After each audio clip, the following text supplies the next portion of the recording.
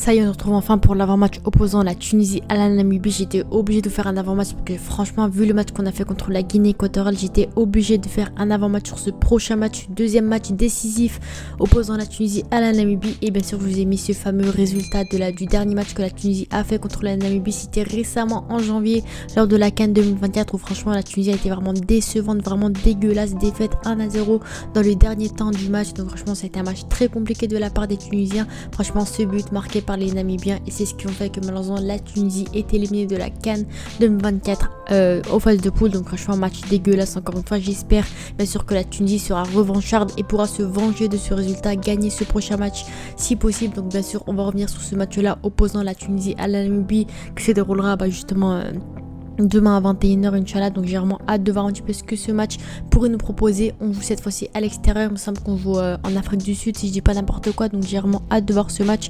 En plus ce sera vraiment un match décisif pour le coup. Si la Tunisie gagne, elle prend vraiment la tête du classement et fonce tout droit vers la qualification. Et bien sûr si elle perd, la Namibie prendra la tête du classement et là ça va être bien sûr très compliqué. On sait que la Tunisie c'est une équipe qui est habituée à se qualifier en Coupe du Monde, qui vraiment voilà, c'est une équipe qui est intéressante de ce côté là. Mais franchement pour moi la Tunisie a toutes les capacités qu'il faut pour se qualifier et gagner ce prochain match. Inch'Allah, c'était vraiment une erreur de casting à la CAN, la défaite 1-0 contre la Namibie. Mais pour moi, ils ont fait l'erreur une fois, ils vont pas la refaire une deuxième fois. Et j'espère, Inch'Allah, qu'ils vont vraiment se donner à 100% pour ce match et gagner ce match-là. Même 1-0, peu importe la manière dont ils la gagnent, même sur penalty, peu importe, même comme contre la Guinée équatoriale, peu importe, je veux juste que la Tunisie gagne ce match-là, juste pour une histoire d'ego, pour une histoire vraiment qu'il faut gagner ce match-là, se venger de la Namibie, parce que franchement, cette défaite 1-0, elle était vraiment pas méritée. Et pour moi, la Tunisie méritera bien sûr de gagner ses prochains matchs, Inch'Allah. Mais vous le savez que ces derniers temps, la Tunisie, c'est très compliqué. Ils n'ont pas de vrai coach, ils n'ont pas de coach expérimenté. Les joueurs, ils sont pas à 100%. Il n'y a pas de tactique de jeu, il n'y a pas de dispositif. C'est très compliqué. Les joueurs jouent aléatoirement sur le terrain. Et c'est pour ça que c'est très compliqué pour eux. Donc, je vais revenir justement sur un petit peu le match contre la Guinée équatoriale, voir un peu la compo probable, les joueurs en face qui pourraient être dangereux également. Donc, on va voir un petit peu tout ça sous forme d'avant-match justement. Donc, si la vidéo vous intéresse, n'hésitez pas à vous abonner et liker. Et sur ce, je vous dis comme d'habitude, bonne vidéo à tous. Donc bien sûr, on revient un petit peu sur ces derniers matchs qu'on a pu voir contre la Guinée équatoriale. Donc bien sûr, victoire 1-0 certes, mais ça a été un match très compliqué de la part des Tunisiens. But sur penalty de Ben Romdan. Heureusement que c'est tiré les penalties parce que franchement, le match était vraiment dégueulasse de la part des Tunisiens. Quand on voit un petit peu, voilà, les choses comme ça, c'était compliqué. Pas mal de changements qui ont été faits. Le Taïef, Ben Rounes qui a été testé, des Achouri qui étaient décevants, des Jouini qui a essayé de rentrer mais qui n'a pas fait le taf non plus. Ça a été très compliqué, mais à part Gandré qui est rentré, malheureusement Leidouni qui s'est blessé. Donc encore une fois une perte dans ce match là. Ça a été vraiment pas un match intéressant, un match très compliqué de la part des Tunisiens, mais qui ont quand même réussi à se battre à 100% et à gagner ce match là qui restait quand même très important encore une fois. Donc bien sûr ça a été un match intéressant de la part des Tunisiens en soi, avec la victoire surtout, mais mis à part ça dans le jeu en général ça a été bien sûr dégueulasse, hein. Vous avez tous vu le match, ça a été vraiment dégueulasse. Et bien sûr du côté de la Namibie, voilà, eux ils ont fait cette fois-ci un match nul contre le Libéria. Donc bien sûr c'est un résultat assez surprenant, surtout qu'on a vu que la Namibie a réussi à gagner la Tunisie à la CAN et derrière ils font match nul contre le Libéria. Donc franchement c'est assez surprenant, on va pas se le cacher.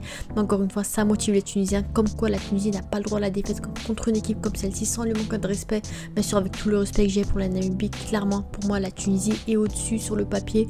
Donc après le papier ça veut pas dire grand chose, on sait que les équipes africaines, il n'y a pas de petites et grandes équipes, si toutes les équipes se donnent à 100%, c'est pour ça que franchement en soi ça va être compliqué de battre la Namibie, mais pour moi j'y crois à 100%. Mais on va déjà revenir un petit peu sur les news du match qui nous attendent par rapport à la Namibie justement. Et malheureusement on a une mauvaise nouvelle, comme quoi on a des joueurs forfaits sur ce prochain match là. On a 3 joueurs forfaits. On a bien sûr, voilà, vous savez, Aïssa Leidouni qui s'est blessé en plein match, Saïf Al Taïef également qui s'est blessé et Galen Chalali. Donc en soi c'est des joueurs quand même intéressants, surtout Leidouni qui restait un joueur qui faisait partie du 11 titulaire. Donc pour moi je suis assez déçu encore une fois. Bien sûr le Taïef qui a fait une entrée un peu décevante quand même contre la Guinée équatoriale, mais en soi le Taïef c'était un de nos seuls ailiers qui pouvait être intéressant on va dire sur le côté droit. Donc franchement très déçu. Et Chalali également qui a fait son retour avec la Tunisie, qui était très bon avec l'Espérance, mais qui pourtant sera forfait face à la Namibie. Donc je suis vraiment dégoûté encore une fois. 3 forfaits alors qu'on a fait qu'un seul match. Donc franchement c'est vraiment n'importe quoi encore une fois. Mais voilà, j'ai vraiment hâte de voir un petit peu quelle proposition, quelle variante on va dire Louichi pourrait nous proposer sur le terrain. En soi bien sûr on a des joueurs à surveiller comme d'habitude. Pour moi il y a clairement 2 joueurs sur lesquels je compterais vraiment sur ce prochain match contre la Namibie. Pour moi c'est des joueurs clés que s'ils sont bons, on pourra vraiment gagner ce prochain match. Et bien sûr Elia Saad qui a récemment fait sa première titularisation avec la Tunisie, qui a été intéressant en tant que numéro 9, il n'a pas été rayonnant non plus. On voit que franchement il s'est donné à fond et franchement ça m'a fait plaisir en tout cas, mais j'ai vraiment hâte de voir un petit peu ce qu'il pourrait nous reproposer avec l'équipe de la Tunisie, parce que pour moi Elia Saad c'est un très bon joueur qui est polyvalent, qui joue à gauche, à droite. Malheureusement en tant que buteur c'est pas son vrai poste, c'est pour ça qu'il a été mis en difficulté, mais mis à part ça, pour moi ça peut être un très bon joueur qui peut dépanner à droite, vu que justement Taïeb est forfait. Mais en tout cas pour moi Elia Saad ça peut être un joueur qui pourra également être titulaire au prochain match contre la Namibie. Et bien sûr Elias Achouri, la fameuse succession on va dire comme certains le disent de Msekni. Pour moi clairement Achouri c'est clairement un joueur qui doit s'adapter avec la Tunisie, parce que franchement je suis assez déçu de la part de Achouri, du peu qu'il a montré avec la Tunisie. Franchement pour moi il doit montrer bien meilleur avec la Tunisie. Bon certes il a besoin d'adaptation etc, parce qu'il connaît pas vraiment ses coéquipiers, c'est compliqué, le climat etc, c'est vraiment différent par rapport au Danemark. Mais franchement pour moi Elias Achouri c'est clairement un joueur qui doit vraiment progresser et s'améliorer et montrer vraiment ce qu'il est capable de faire avec la Tunisie, parce que vu ce qu'on voit avec Copenhague, meilleur passeur, débuteur, il est très bon, Ligue des Champions, dribbleur etc, mais avec la Tunisie c'est complètement différent. Donc j'ai vraiment hâte de voir un petit peu le vrai Elias Achouri qu'on pourrait voir sous le maillot tunisien, parce que franchement si c'est ça vraiment le successeur de Msekni, je suis vraiment déçu. Donc je sais qu'il a des capacités, c'est pour ça que je me permets de le critiquer etc entre guillemets, mais en tout cas je sais les capacités qu'il a et je pense que vraiment il pourrait proposer bien meilleur. Donc j'ai vraiment hâte de voir un petit peu ce qu'il pourrait vraiment nous proposer, surtout du peu qu'on a vu à la CAN. Il a été intéressant de temps à autre,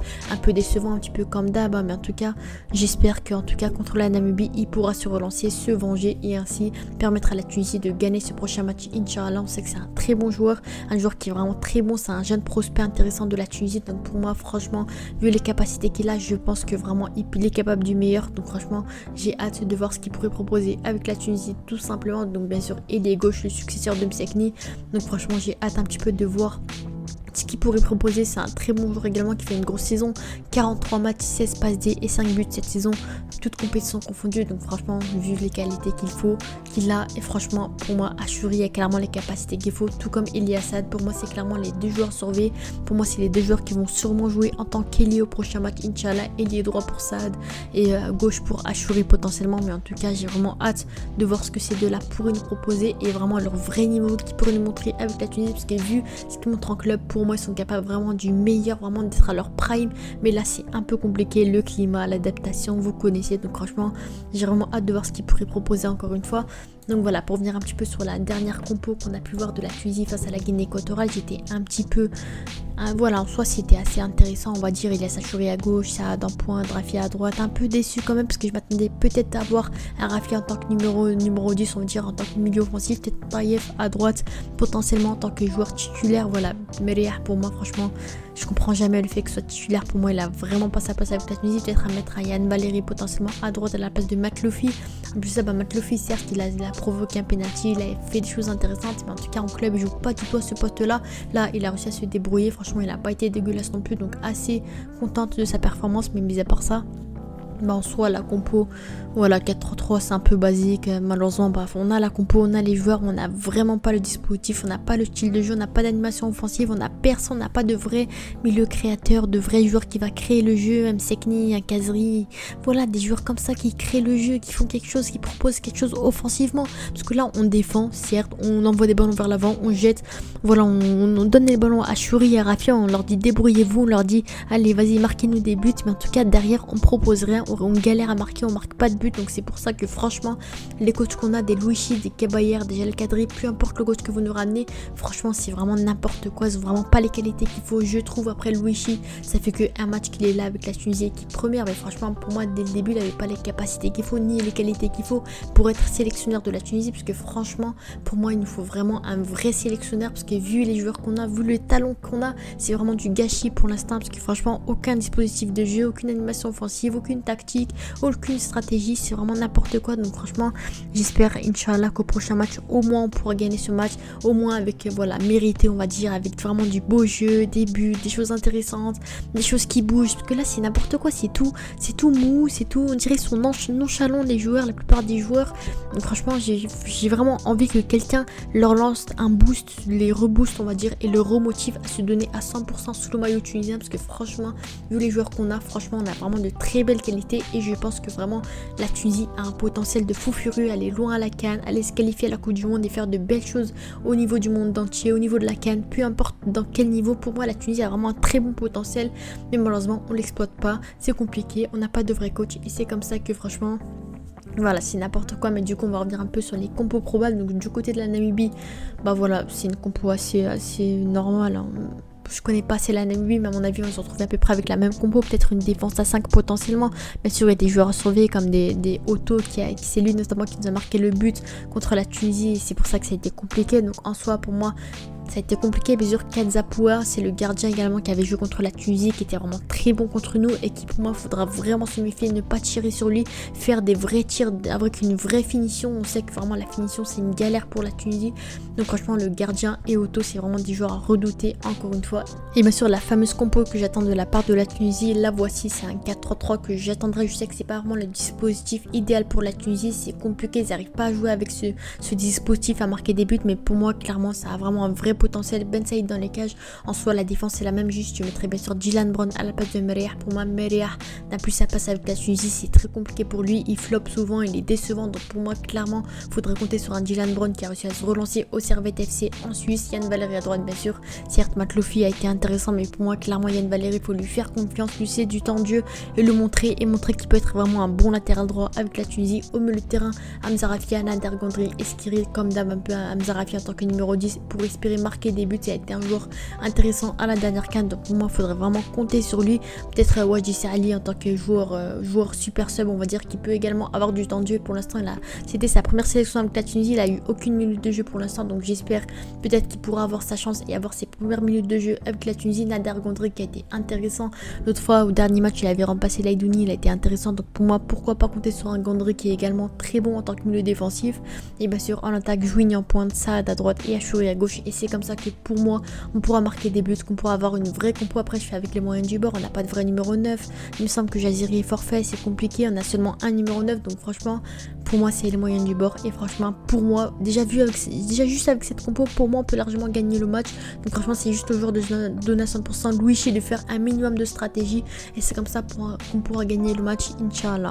Donc voilà, on passe maintenant à mes pronostics du match. Donc pour moi franchement je suis vraiment, voilà, je vais prendre le bon côté des choses. Pour moi clairement la Tunisie pourra gagner ce match là en Afrique du Sud, peu importe le pays. Pour moi clairement la Tunisie a les capacités qu'il faut, a les qualités qu'il faut pour gagner ce prochain match Inch'Allah. Et pour moi clairement la Tunisie pourra gagner ce match là 2-0, je pense 1-0 pire des cas, mais voilà je serais quand même assez déçu si on gagne seulement 1-0. Après quand même le plus important ça reste la victoire, peu importe le résultat, 2-1, 1-0, 2-0, peu importe, c'est vraiment la victoire qui compte le plus. Donc pour moi je jouerais peut-être pour le divertissement 2-0 pour la Tunisie. J'espère Inch'Allah des buts peut-être de Achouri, de Saad, de Jouini, de Hamza Rafia, peu importe. Pour moi j'ai juste envie que la Tunisie gagne ce prochain match Inch'Allah, et bien sûr 2-0 si possible. Dites-moi vos avis en commentaire, vos pronostics etc, un petit peu comme d'habitude.